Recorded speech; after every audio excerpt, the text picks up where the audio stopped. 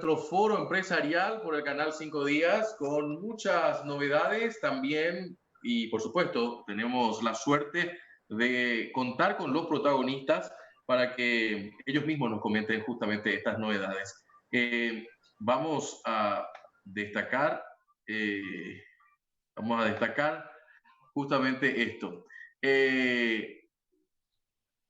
Adelante, José, por favor. Sí, tema ferrocarril. Vamos a estar conversando con nuestro próximo invitado, pero quiero pedirle al señor director si por favor nos muestra sobre cuál rubro vamos a tener el foco de nuestra entrevista.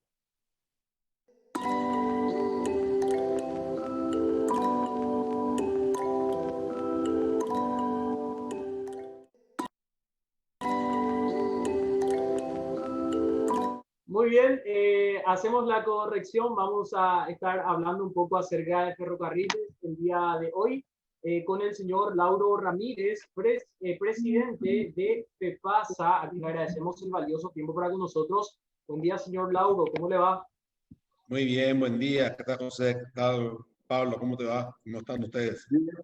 Muchísimas gracias por el tiempo que nos dedica, como siempre. Vamos a ahondar primeramente en esta situación de la pandemia. ¿Cómo les está afectando? Nos está afectando y mucho porque el único ingreso que encontramos nosotros en el ferrocarril al llegar hace un año y poco más era el ingreso proveniente del cruce fronterizo en Encarnación Posadas. Y ese cruce fronterizo era el que permitía, bueno, los movimientos mínimos, digamos, de la empresa y fue interrumpido por el cierre de la frontera. Entonces, directamente nos afectó la pandemia. Eso es algo claro y para nosotros muy importante. Estamos trabajando para reactivar otras fuentes de ingresos tradicionales de la empresa. Pero bueno, respondiendo a tu pregunta puntual, sí nos afectó la pandemia directamente. En el retraso, perdón, en el retraso de las actividades, lo que estaba programado y qué estaba programado también, don Lauro. No, ya teníamos un ingreso proveniente del cruce fronterizo en Encarnación. Encarnación Posada había cruce fronterizo de pasajeros. Entonces, ese cruce de pasajeros se interrumpió, ¿verdad? Entonces, dejamos de tener esos ingresos. Por eso te comentaba, Juan Pablo, que respondía así puntualmente. Sí nos afectó en ese aspecto concreto. Para ponerle en contexto a las personas, si bien FEPASA creo que es bien reconocida a nivel nacional por todas las noticias que surgen constantemente en torno a la empresa, ¿puede comentarnos un poco más de la historia quizás para los millennials que no nacimos en épocas donde Paraguay tenía tren, ¿verdad? Claro, sí, nosotros, a ver, hay mucho que hablar y voy a intentar condensarles un poco, ¿verdad? El ferrocarril en todos nuestros países fue el modo de transporte más importante a fines del siglo XIX, principio del siglo XX, hasta mediados del siglo XX realmente, ¿verdad? Y en todo el mundo sucedió lo mismo, no solamente en Paraguay. Todo el mundo sucedió que después de la Segunda Guerra Mundial, todos los intereses que existían económicos en el mundo fueron destinados a los derivados del petróleo. Fue creado el Banco Mundial, el Banco Internacional de Reconstrucción y Fomento, parte del Banco Mundial, también del Banco Mundial, el Fondo Monetario, etcétera. Y todos los préstamos para todos los países del mundo iban para hacer ruta, auto, combustible, asfalto, los intereses, digamos, petroleros. Entonces, y eso sucedió en todos los países del mundo, se construyeron evidentemente más rutas, acá también, ¿verdad? Y gradualmente fue bajando la importancia que tuvo el ferrocarril modo de transporte. Esa importancia tan grande que tuvo para el desarrollo de los países en la primera mitad del siglo XX. Entonces, también en nuestro país enfrentamos eso mismo, un declive con las salvedades que allá por los años 90 hubo una especie de repunte y en Latinoamérica particularmente se dieron las privatizaciones de empresas del Estado. Y en el caso de ferrocarril también fueron privatizadas la mayoría de las empresas del Estado, ferroviarias, digamos, en los países de Latinoamérica. Y después ahí ya siguió una suerte dispar según cada país, ¿verdad? En algunos países como Brasil, los ferrocarriles son mayoritariamente privados, ¿verdad? Concesionados a privados. En otros países como Argentina, esas empresas ferroviarias que se habían privatizado o concesionado a privados fueron recuperadas de nuevo por el Estado Nacional. Entonces, y hasta hoy siguen en el Estado Nacional, con distinta suerte en todos los países. En Chile hay sistema mixto, hay privadas y hay públicas, y así. Y en otro país, en el año 2000 salió la ley 1615, que era como la segunda oleada de las privatizaciones, que estableció que una de las empresas que iba a entrar en ese proceso era el ferrocarril. Ley 1615 del 2000. Cuando estableció también esa misma ley que las otras dos empresas que entraron en ese proceso eran Copaco y ESAP. Sí. Entonces, ¿qué sucedió? Cuando estaba a punto de venderse, ahí se salió Juan Pablo, ¿verdad? Sí, un Entonces, sí, problemita. Sobre algo el afecta. punto, puedo agregar algo a la explicación que está dando señor Lauro. Si bien en otros Sí, países, y en nuestro país no fue la excepción, perdió importancia lo que tiene que ver con el ferrocarril, evolucionó en otros países y pareciera que nuestro país definitivamente quedó en esa poca importancia. No evolucionó como lo hizo en otros exacto, países, como medio de exacto. transporte. ¿Qué pasó Es, en esa brecha es- de restarle tanta importancia a un medio de transporte tan importante? Sí, también podría bueno, y aclarar ese es las explicaciones.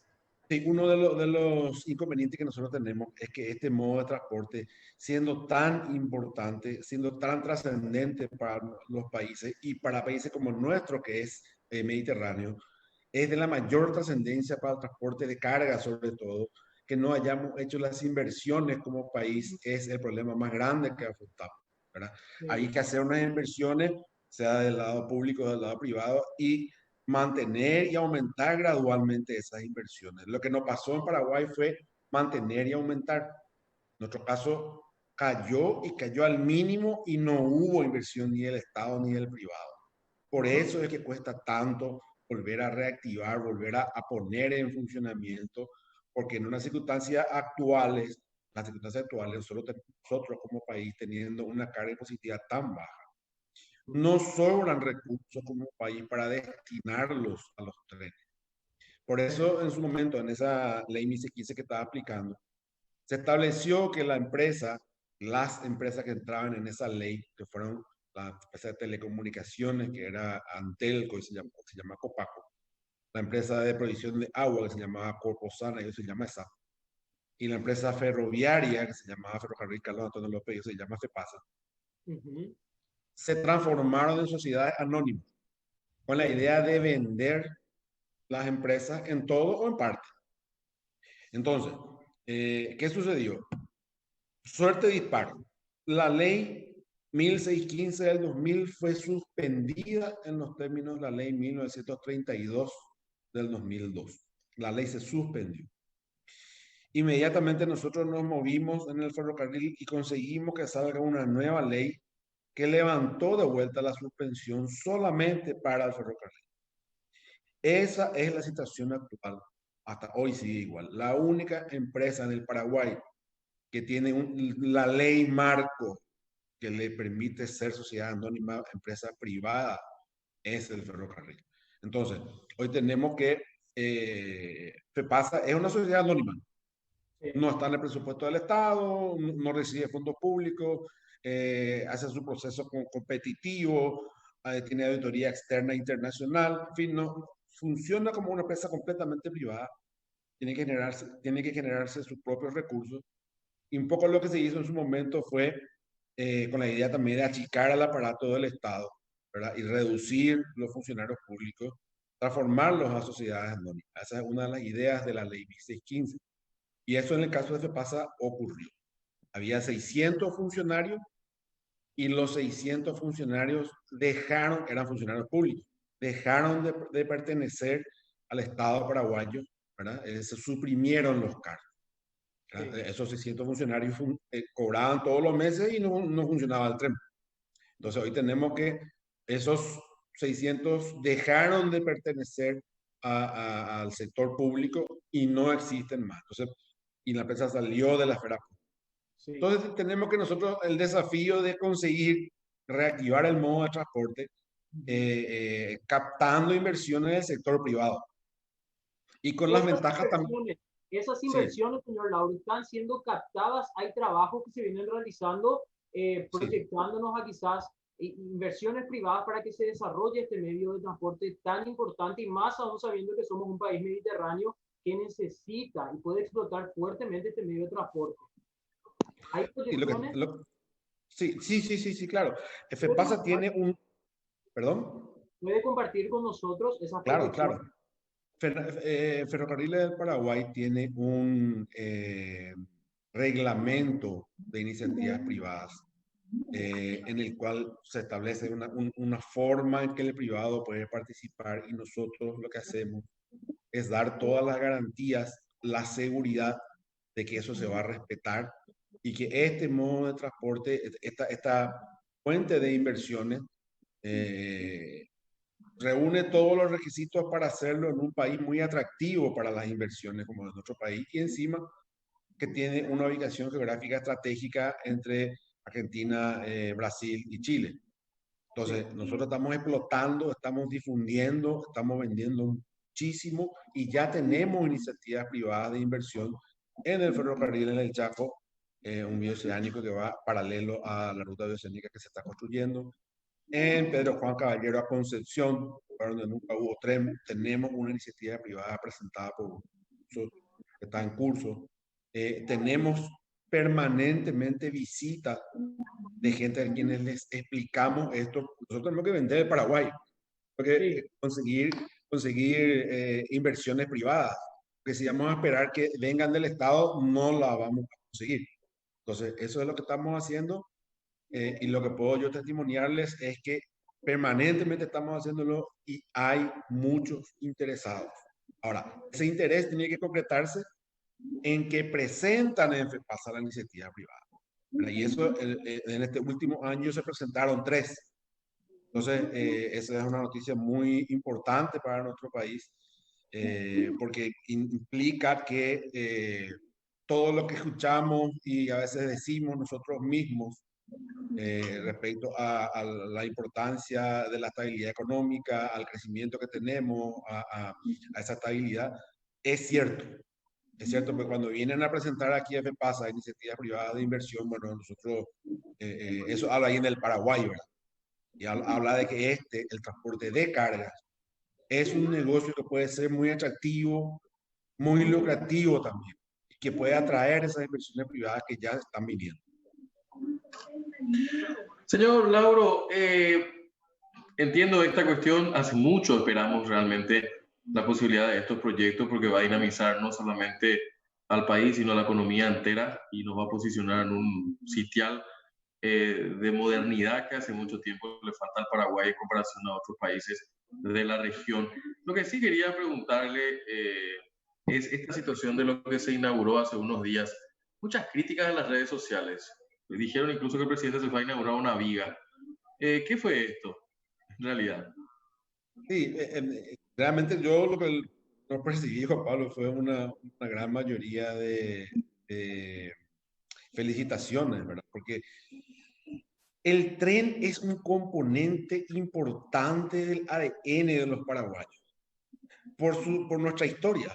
O sea, nosotros éramos un país poderoso antes de la guerra de la Triple Alianza y nos fuimos a hacer las inversiones a Europa con plata en efectivo.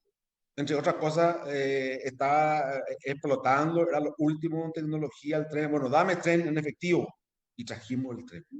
Entonces, después pasó lo que pasó y cuando ahora nosotros hacemos cualquier cosa que tenga que ver con el ferrocarril, a la gente le gusta. Y este es uno de nuestros patrimonios más importantes que tenemos, la estación central del ferrocarril. Es un edificio hecho por Alonso Taylor, el mismo ingeniero inglés que participó también en el Palacio de Gobierno, con unas reminiscencias góticas y neoclásicas, típico edificio victoriano. Entonces, hacía falta, hace todavía falta, una restauración de gran parte de la estructura y una parte de la estructura, una de las puntas, para decir así, el arcopuente es una de las puntas de la nave principal. Esa punta, una de las puntas a la que da la calle México y Elige Yala, es la que se restauró con fondos del Ministerio de Obras Públicas y eso fue lo que se inauguró. O sea, es un mantenimiento, es una restauración de uno de nuestros edificios patrimoniales más importantes. Y a la gran mayoría de la gente, por lo menos a la que yo tuve acceso, Juan Pablo felicitaba y estaba muy contento. Cualquier cosa del tren a la gente le gusta y eso nosotros percibimos cuando movimos la locomotora 60 en el Pacaraí hace un par de meses, hace 2 o 3 meses movimos y hicimos realmente, fue algo preparado por nosotros, era una última prueba para ver si funcionaba y funcionó. Entonces, y explotaban las redes, todo contento, ¿verdad? Es muy poco, no es realmente para ufanarse. Justo cuando saliste, Juan Pablo, yo le explicaba a José que nosotros presenciamos, afrontamos décadas de desinversión en el ferrocarril. No hicimos ni mantenimiento, ni aumentamos, sí hicieron en otros países. Y ahora estamos ya en el sector privado con el gran desafío de tener que captar inversiones privadas sin esperar que el Estado meta dinero en los trenes, porque eso es muy difícil. Es positiva muy baja que no nos permite esperar que el Estado paraguayo invierta gran cantidad de recursos en los trenes. Eso no podemos esperar. Tenemos que captar dinero del privado. Por eso justo cuando volviste a entrar ahora estábamos hablando de las iniciativas privadas que ya estamos captando. La población relaciona mucho todavía qué pasa con el Estado paraguayo o con un ente público. Entonces, en esta ley 1615 que finalmente, en la cual se logró la privatización de Ferrocarriles Paraguay, la gente se olvida de esa sociedad anónima que usted mismo menciona. Ahora, lo que a mí me preocupa, señor Lauro, y tengo que expresarle, es la cantidad de pasivos que tiene hasta el momento FEPASA, ¿no? Estas inversiones extranjeras que están siendo captadas para el desarrollo de proyectos ferroviarios en nuestro país, ¿en cuánto tiempo se podrían ya ejecutar, tener funcionando? Porque la deuda cada día está más alta con lo que tiene que ver FEPASA. Sí, bueno, los proyectos ferroviarios son siempre proyectos de mediano y largo plazo, sobre todo los de transporte de cargas, que es lo importante que nosotros necesitamos, ¿no? Nosotros como país. Entonces, primero, el reglamento de iniciativas privadas de FEPASA tiene 3 etapas. La primera etapa donde el iniciador privado presenta su propuesta con mucho detalle, con la especificación de quiénes son los interesados, todo el detalle que establece ese reglamento que sin problema les puedo compartir. Una vez que nosotros chequeamos que está correcto, pasa a la segunda fase. En la segunda fase, el iniciador privado a su cuenta y riesgo hace un estudio de factibilidad, desciende a terreno, establece, averigua, pregunta con ingenieros de cuánto le va a salir construir, cuál es la potencialidad de carga, quiénes serían los que cargarían, habla con ellos, puede hacer preacuerdos, en fin, hace todo el business plan y retorna a FEPASA y nos dice, bueno señores, acá terminamos, estos son los resultados, a nosotros no nos cierra el negocio, hasta aquí gastamos plata y tiempo, pero hasta acá nos quedamos, gastamos 5 millones y no 500. Gracias, listo, hasta luego. O si no nos dicen, lo que es lo normal, sí, nos interesa, realmente estamos interesados, hicimos los números, cierran, queremos avanzar con el proceso. Entonces nosotros volvemos a chequear todo, a verificar, hicimos ya un seguimiento al mismo tiempo al mismo tiempo que se hacía la factibilidad, hicimos el seguimiento y le damos un segundo check y pasamos a un proceso concursal, donde el iniciador privado tiene un porcentaje de ventaja como lógico. Pasado lo cual se firman los contratos y comienza la construcción. Esa construcción en función al tramo, a la distancia, si son 500 kilómetros, no es lo mismo, son 10. ¿Verdad? Va a demorarse la construcción.